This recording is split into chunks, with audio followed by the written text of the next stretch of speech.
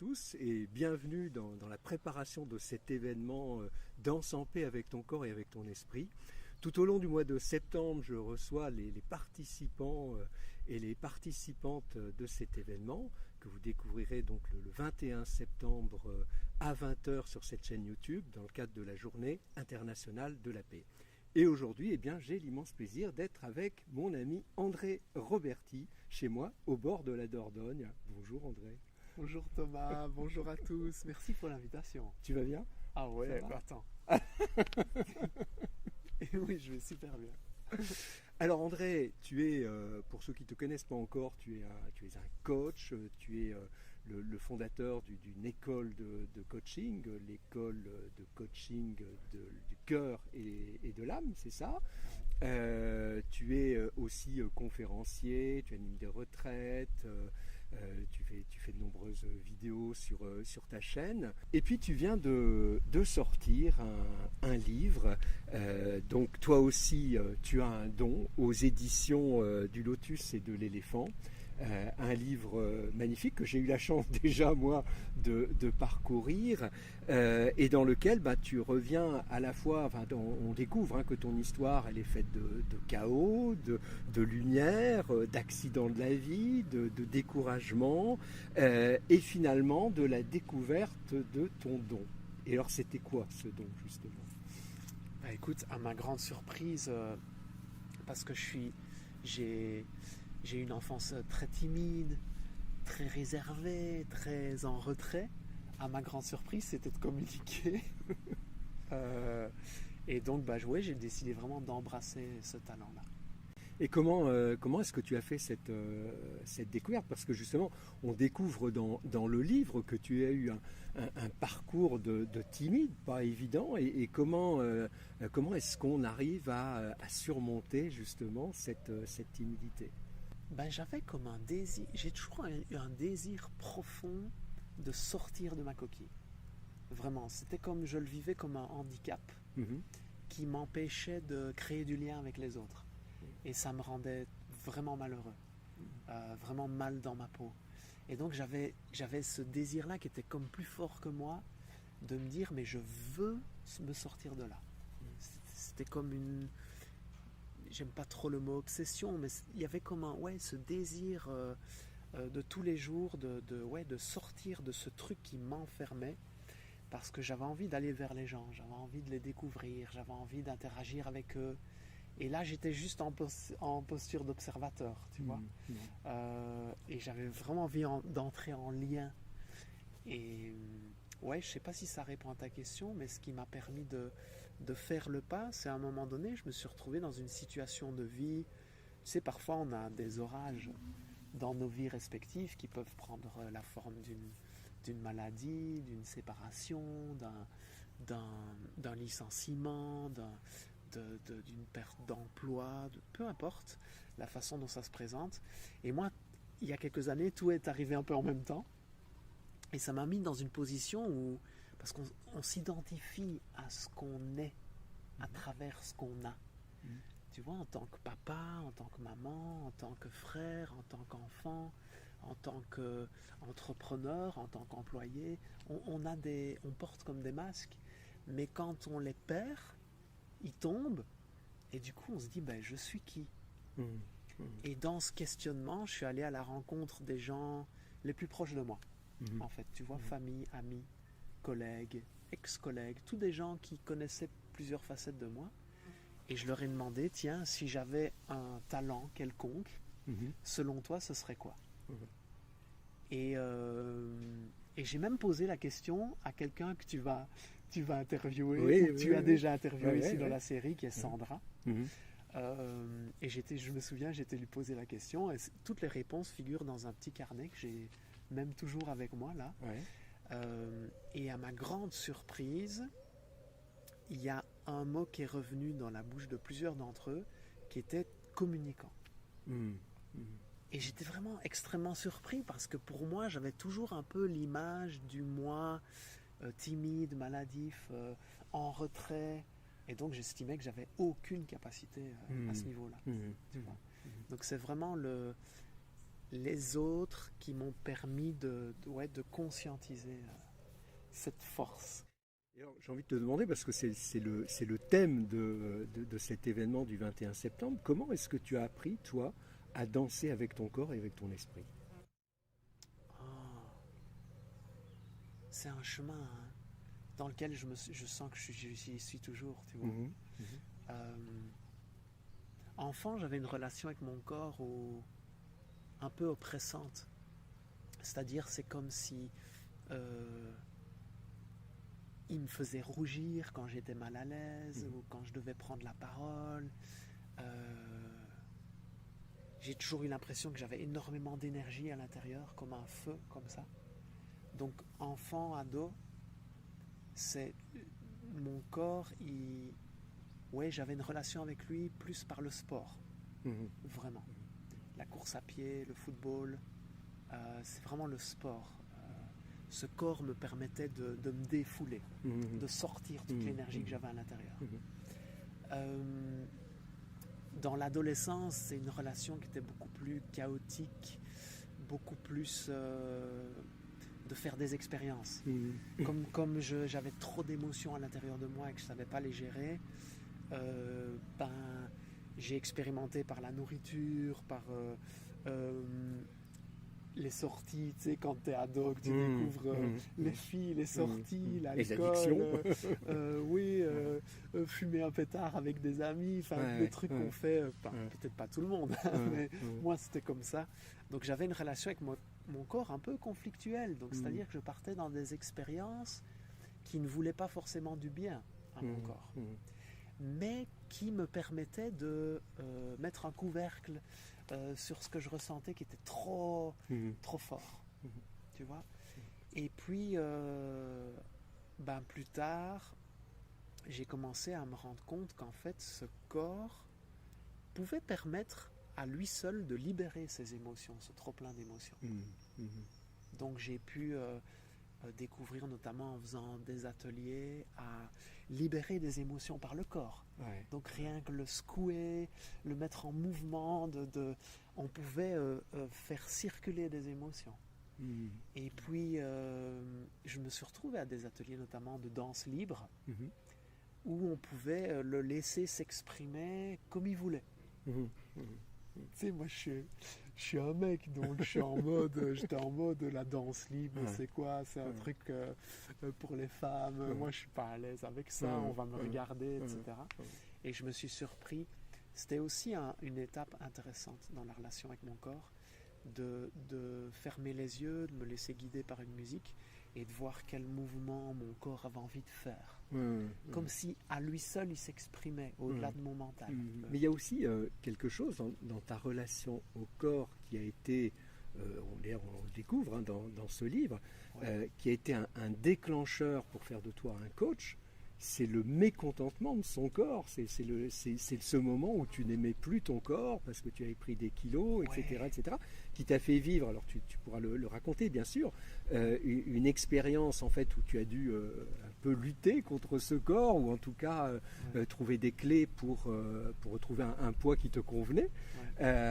Et c'est ça qui finalement, comme tu avais vécu cette expérience-là, et bien, tu en as fait une technique que tu as, qui t'a permis d'accompagner des personnes dans des coachings parce qu'elles voulaient justement perdre du poids. Tu peux nous raconter ça? Oui, c'est vrai. En fait, à force je dirais, d'abuser de la nourriture, du sucre, etc., mon corps a pris des proportions où je suis passé de 75 kilos à plus de 100 kilos, en fait. Dans la vie de tous les jours, j'étais pas quand je me regardais dans le miroir, c'est pas que je le vivais mal, mais je le sentais dans mon essoufflement, en montant des marches. Je me souviens parfois de m'être accroupi, avoir craqué quelques pantalons. Ça m'avait mis bien mal à l'aise. Et c'est lors d'un voyage, quelqu'un avait pris des photos de moi dans la mer, dans l'océan.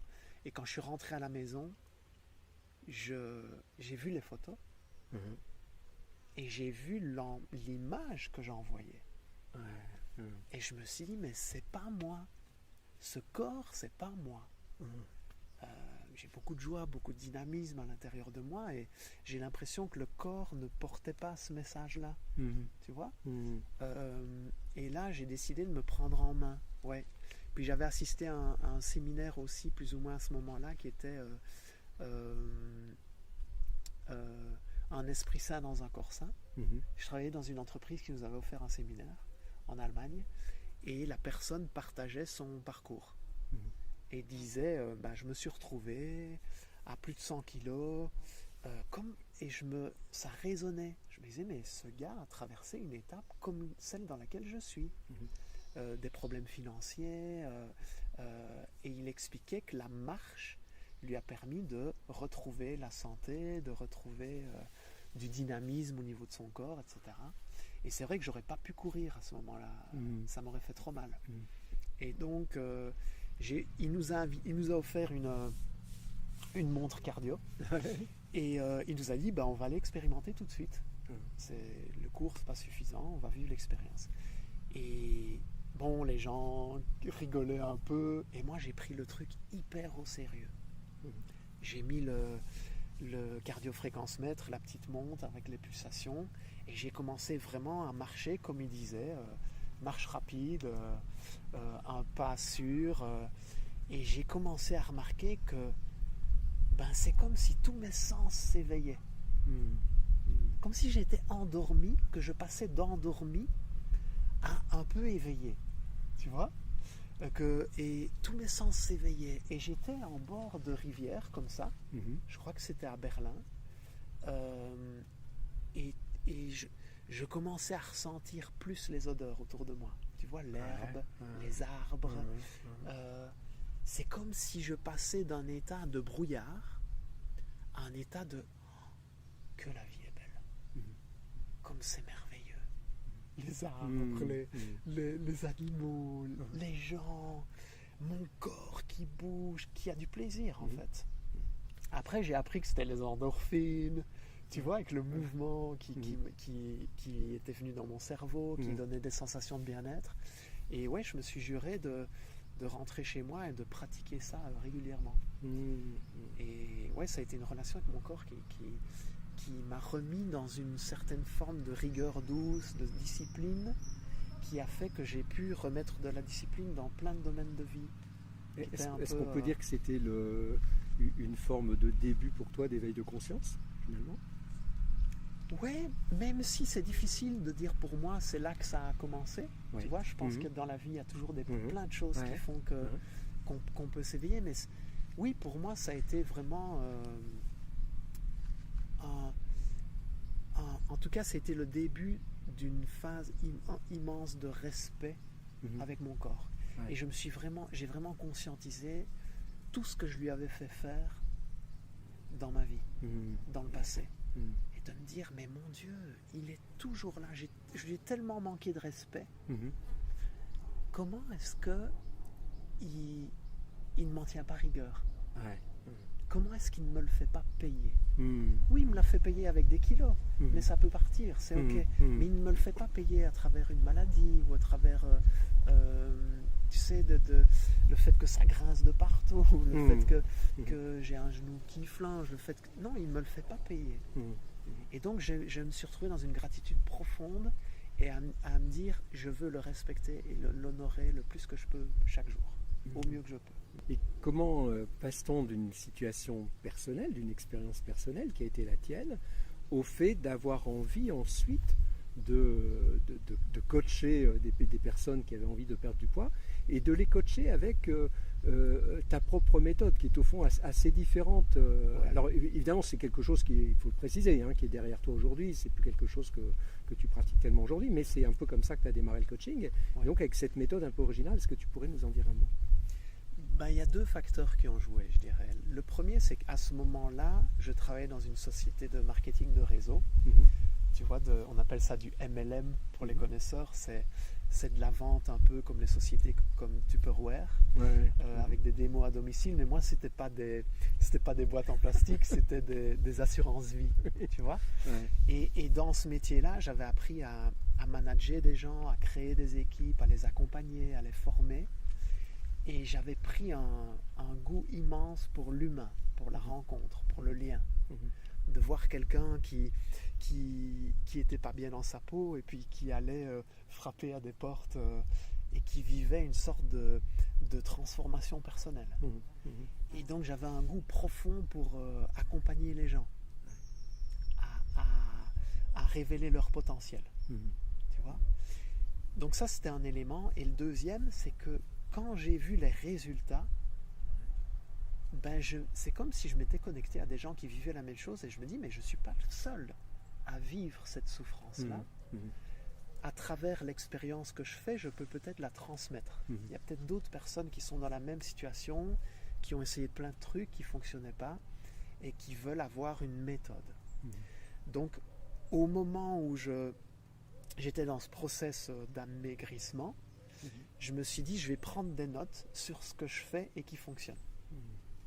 Parce que j'ai envie de le transmettre. Tu vois, donc il y avait ces deux envies-là qui combinaient ont fait que j'ai voulu en transmettre ensuite la méthode, quoi. Accompagnement, quel était le truc, entre guillemets, que tu transmettais justement par rapport à cette perte de poids, cette question de perte de poids? Je me suis rendu compte en discutant avec les gens qui avaient le même problème que moi, c'est que souvent ils voulaient le faire dans le but d'être plus heureux, dans le but de s'aimer plus, dans le but de mettre des habits dans lesquels ils se sentent bien, dans le but de... Et je me suis rendu compte que moi, ce que j'ai expérimenté à ce moment-là, c'était le contraire. C'est parce que j'apprenais à me sentir bien tout de suite que je me respectais plus et que donc j'avais le courage d'aller marcher, j'avais le courage de changer mon alimentation, c'était le processus inverse. Et au-delà de la marche, aussi je remarquais que j'avais une façon de vivre mes émotions qui était complètement chaotique en fait. J'avais jamais appris à quoi faire d'une émotion profondément intense. Tu vois? Et donc j'ai remarqué que je prenais soin de mes émotions complètement différemment. Et donc le fait d'aller vers l'amour de soi et vers une gestion des émotions très spécifique, ça n'était plus des efforts de me dire d'aller marcher ou d'enlever des aliments de mon assiette, tu vois, de les remplacer par d'autres. Et ouais, j'ai créé une méthodologie qui s'appelait Zen et Mince, de comment est-ce qu'on peut retrouver la paix à l'intérieur et ne pas se dire c'est quand j'aurai atteint que j'aurai la paix. C'est plus comment est-ce que je peux aller dans cette paix tout de suite et que grâce à cet état de paix, de zen, je vais pouvoir mettre des habitudes qui me servent et qui m'honorent. Alors ton livre, toi aussi tu as un don, toi on pourrait dire que tu en as plusieurs. Tu es à la fois coach, tu es conférencier, tu es responsable d'une école de coaching, maintenant écrivain. Enfin, quel est parmi ces dons celui qui te donne le plus de difficultés, de fil à retordre? Écrire. Sans hésitation. J'aurais dû supprimer écrivain. Et pour les autres. C'est pour ça que j'ai eu besoin de ton accompagnement, tu vois, pour m'aider pour le livre. Parce que pour moi, c'était comme une mission un peu impossible au départ. Dans les autres, celui qui me donne le plus de fil à retordre. Chef d'entreprise aussi. Oui, peut-être cet aspect-là. C'est de me dire comment est-ce qu'on peut gérer une entreprise et en même temps garder sa paix intérieure. C'est ça pour moi, c'est cet équilibre-là dans lequel je me sens profondément en recherche pour l'instant. Tu vois? Parce que il n'y a rien à faire, il y a des challenges à faire face quand on gère une entreprise, il y a des personnes à manager, il y a il y a des circonstances qui changent, qui bougent, il y a des impôts, il y a une fiscalité, il y a des dépenses. Comment rester en équilibre dans tous ces challenges. Et en même temps, c'est une voie, l'entrepreneuriat, que je me conseillerais, si j'étais plus jeune, de rentrer encore plus tôt dedans, tellement c'est magique et épanouissant. Alors toi aussi tu as un don, c'est vraiment une conviction que tu t'es forgé au fil du temps, que chacun a un don personnel à développer. Mais alors justement, comment est-ce qu'on le découvre, ce don? Il y a plein de portes différentes pour y arriver. Plein. Il n'y en a pas qu'une seule. Et finalement, dans le bouquin, je donne 20 clés différentes pour y arriver. Et de trouver parce qu'on en a chacun une qui va plus nous parler. J'en ai partagé une tout à l'heure en début d'interview, qui était le fait de se dire, tiens, quand je vais dans une meilleure connaissance de moi, quand je veux apprendre à mieux me connaître, pour m'appuyer sur mes talents et mes ressources, je suis de moi à moi depuis toujours, depuis ma naissance. Donc c'est pas toujours évident de prendre le recul nécessaire pour s'observer. Or, on a des gens autour de nous qui nous connaissent très bien. En tout cas, qui connaissent différentes facettes de nous, tu vois. Et c'est intéressant, ça peut être une voie de leur poser la question à eux. Tiens, si tu perçois quelque chose de moi, selon toi, c'est quoi? Et de noter. J'ai fait cet exercice, effectivement, c'est passionnant. Oui, c'est beau, c'est une belle rencontre. Et puis ça permet de créer un lien avec ces personnes et dire, tiens, est-ce que tu veux toi savoir ce que moi je vois de toi? Tu vois? Et puis ça crée une magnifique interaction. Donc ça peut être une piste. Une autre, c'est aussi arriver à prendre distance avec notre tendance à toujours vouloir corriger l'anomalie, le truc qui manque, le truc qui ne va pas en nous. Je rencontre dans les personnes que j'accompagne, et même moi dans ma vie, tout au long de ma vie, j'ai toujours voulu travailler certaines choses, corriger certaines choses, améliorer certaines choses. Et c'était toujours vouloir forcer à améliorer ce qui n'allait pas. Et donc, on peut aussi entraîner son esprit à voir ce qui va. Tu vois, dans une personne qu'on rencontre, plutôt de se dire cette personne-là, elle n'écoute pas, quoi. Elle parle tout le temps. Ou cette personne-là, elle est un peu vulgaire. Ou cette personne-là, elle s'habille pas très bien. Donc plutôt que d'aller juger ou voir ce qu'on améliorerait chez l'autre, parce qu'on a un peu parfois cette tendance-là, c'est plutôt de dire qu'est-ce que j'aime, qu'est-ce que j'apprécie chez l'autre. Et à force d'entraîner son esprit et de mettre son attention sur qu'est-ce que j'apprécie dans cet endroit, qu'est-ce que j'apprécie dans ce paysage, qu'est-ce que j'apprécie chez cette personne avec qui j'ai une interaction, de mettre son focus là-dessus, ça nous aide à mettre la loupe vers nous en disant qu'est-ce que j'apprécie en moi. Et plus on le fait, plus on va se rendre compte qu'il y a des choses qui reviennent au quotidien et qui sont des éléments sur lesquels on peut s'appuyer. Alors, tu viens de passer une semaine de retraite au village des Pruniers, qui n'est pas très loin d'ici, qui a donc été créé par Thich Nhat Hanh, qui malheureusement est décédé maintenant. Tu y es allé pour travailler quel don? Celui de me reconnecter profondément à ma paix intérieure. J'avais une discussion avec un moine il y a 2 jours et il me disait nous sommes un océan de paix et de tendresse. Donc si nous n'avons pas accès à ça constamment, il y a un réglage à faire. Et c'est ça que je suis allé travailler là. Parce qu'au moment où j'avais réservé la retraite avec ma chérie, c'était au mois de mai ou avril, et je vivais beaucoup de stress. J'avais un gros événement que j'avais préparé qui générait pas mal de peur et de stress en moi. Et je lui disais, j'ai besoin de ralentir, j'ai besoin de prendre du recul, j'ai besoin de faire le point, j'ai besoin de... Et à ce moment-là, je l'avais réservé. Donc on l'a fait ici au mois d'août.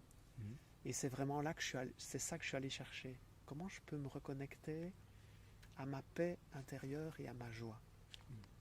Et ce qui est fou, c'est que, bon, là-bas, on t'entraîne, on t'apprend à ralentir, à mettre le téléphone de côté, les écrans de côté, retrouver une connexion avec ton corps, ton souffle. Et en 48 heures max, je connectais avec un espace qui est que de la paix, que de la joie. Et donc là, ce que j'essaye de faire, c'est de reprendre le travail, mais en respectant toujours cet état de paix et de joie. C'est un peu mon challenge du moment. Celui dont on parlait tout à l'heure. Comment, en tant qu'entrepreneur, au-delà de tous les défis auxquels j'ai à faire face, comment toutes les décisions que j'ai à prendre, ou les actions que je pose, ou les mots que je partage, comme ici, peuvent être partir d'un espace de paix. Alors j'ai envie de te poser une toute dernière question. Quel serait ton souhait le plus intime par rapport à ce rendez-vous du 21 septembre pour danser en paix avec ton corps et avec ton esprit? C'est que chacun puisse repartir avec un mot, un message, une prise de conscience. Tu as le talent de rassembler des gens. D'ailleurs, tu as intitulé ta chaîne « Ensemble » pour créer la nouvelle Terre. Ensemble. Et je sais que pour toi, c'est quelque chose qui est important, ce lien, cette connexion. Et tu as rassemblé des personnes dont j'ai le privilège de faire partie, qui ont tous des messages en fonction de leur expérience propre. Et il y en a certains qui vont parler à certains, puis pas à d'autres. Mais il y a toujours, dans tous les moments qu'on va passer ensemble, un truc qui va être « ça c'est une graine que je veux faire pousser à l'intérieur de moi ». Et je souhaite que chacun se connecte à cette graine-là et ne la lâche pas. Et en prenne soin. Et l'arrose chaque jour. Un très très grand merci André.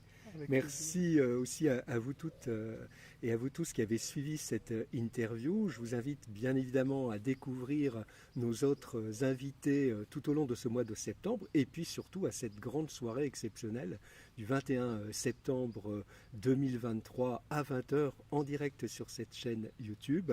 Et en attendant, eh bien, je vous souhaite de danser en paix avec votre corps et avec votre esprit.